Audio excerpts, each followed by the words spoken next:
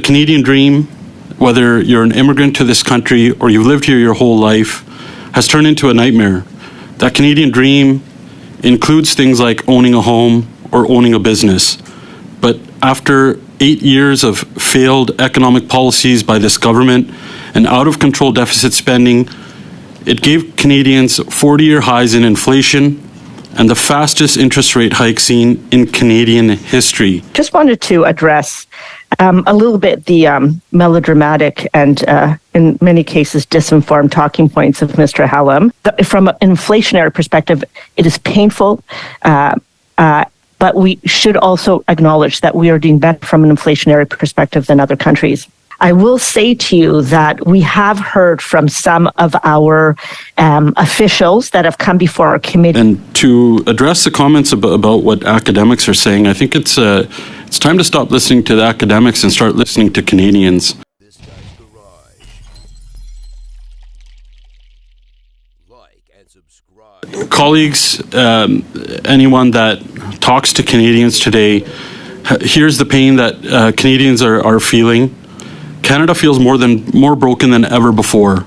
The Canadian dream, whether you're an immigrant to this country or you've lived here your whole life, has turned into a nightmare. That Canadian dream includes things like owning a home or owning a business.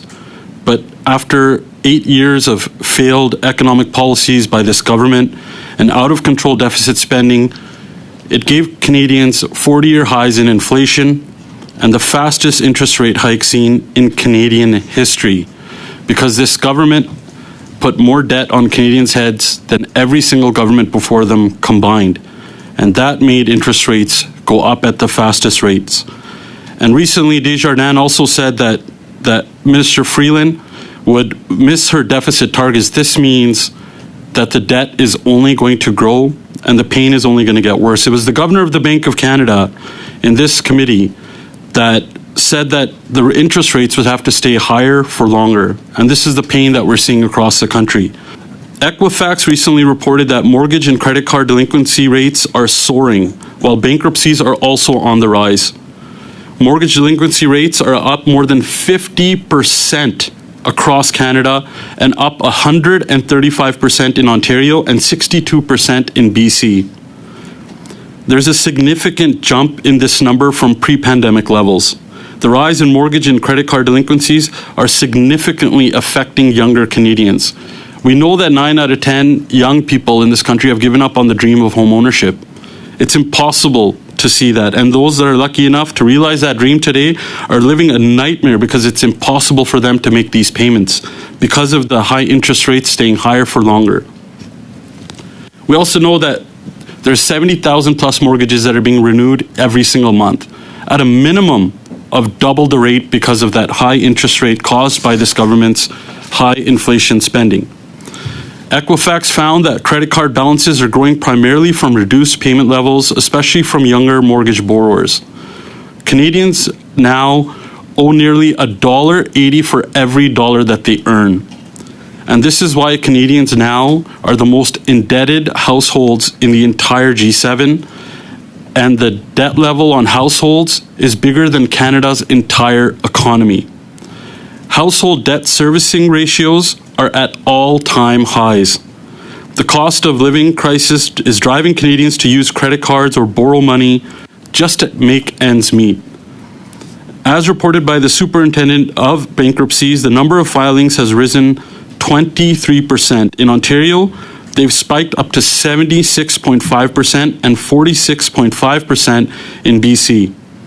And now Canadians are most at risk, according to the IMF, in the G7 for a mortgage default crisis. They cannot keep up with these payments and these renewals that are being renewed at more than double the rate in most cases.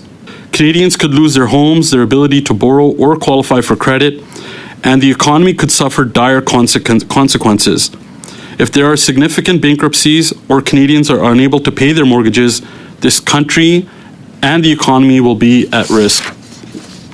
That is why common sense Conservatives are calling the Minister of Finance to appear to outline why the government has let it get this bad and what their plan is on fixing this. How and when will they fix the budget And what is the plan back to balanced budgets so inflation and interest rates come down and Canadians don't have to worry about losing their homes?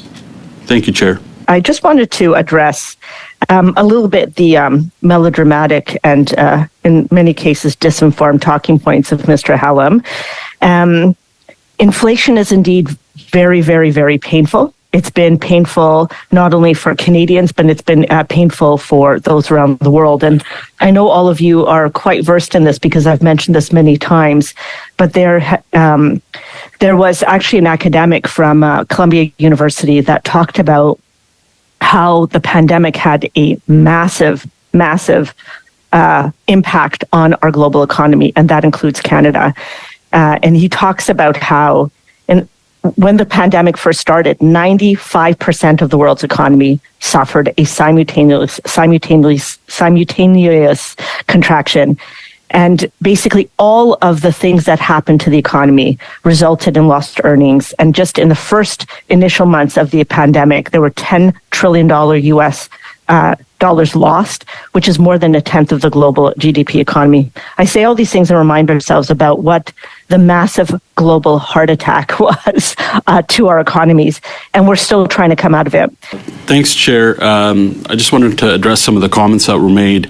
It is clearly written in here that we want to have this study or these witnesses' testimony as a part of the impact of inflation and interest rates, the study that we have going on, because none of these people, I don't believe, have testified or been witnesses under that study just yet. And to address the comments about what academics are saying, I think it's time to stop listening to the academics and start listening to Canadians. I think that you can talk to any Canadian today and they're feeling more pain than they've ever felt before.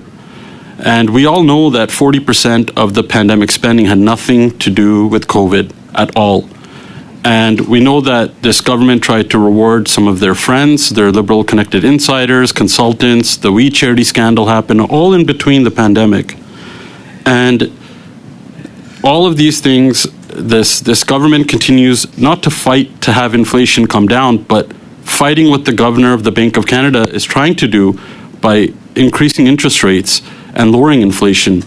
This is something that the governor himself said, that this government's fiscal policy is working in direct opposite direction of what he's trying to do by getting inflation down.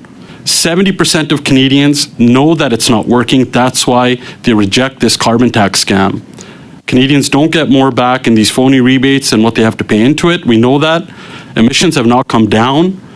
This is more pain and there's no environmental gain in it. And once again, a liberal premier, we know 70% of premiers are against this carbon tax, and even a liberal premier has spoken up and said, spike the hike on April the 1st.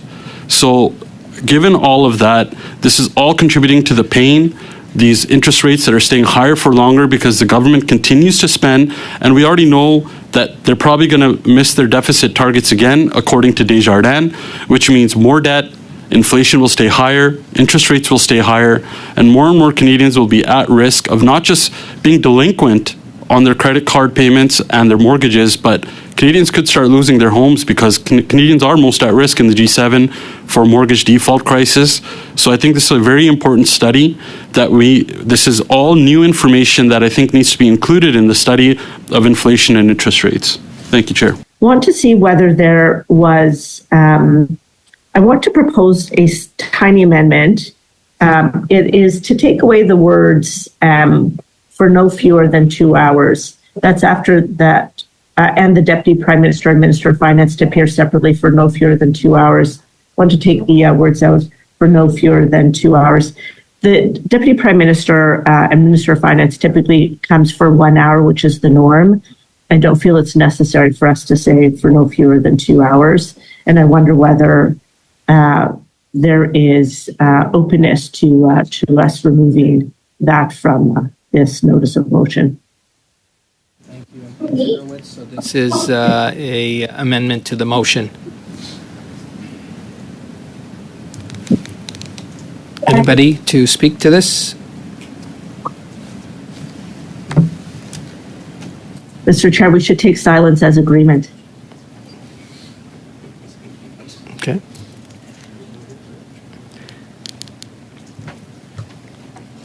So would anybody like to speak to this? It'll be, I don't see anybody else, so we'll, MP Blakey.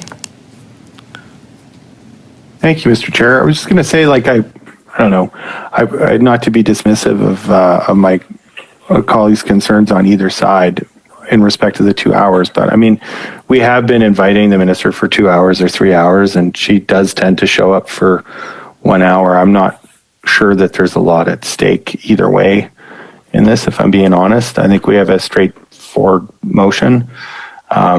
Folks can like it or not, but I'm not sure that farting around with it is really gonna make a big difference either way. So I would just encourage us to maybe try and get to a decision on the main piece so that we can conclude the meeting in a timely fashion instead of belaboring small differences that will have no practical consequence. Okay, anybody else to speak to this? This is on the amendment still.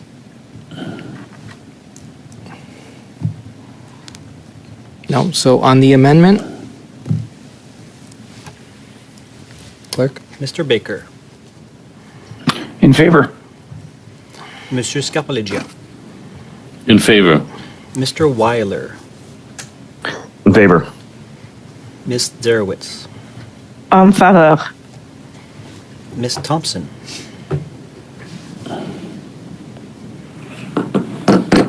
Ms. Thompson. Ms. Thompson, can you hear me? Oh, sorry. No, I didn't hear you. In favor. Mr. Chambers, No, although those of us on Zoom cannot hear the room. okay. C'est le micro de Francis qui est pas fermé. Okay, can you hear me now? Can people hear me now? Yes? Okay. No, MP Chambers still is nodding no. He cannot hear you. You can hear me, Mr. Chambers? Yes? Okay, yes, we're- okay. Mr. Helland? No. Mr. Lawrence? No. Mr. Morantz? No. Monsieur Sainte-Marie? Oui. Mr. Blakey? Nope.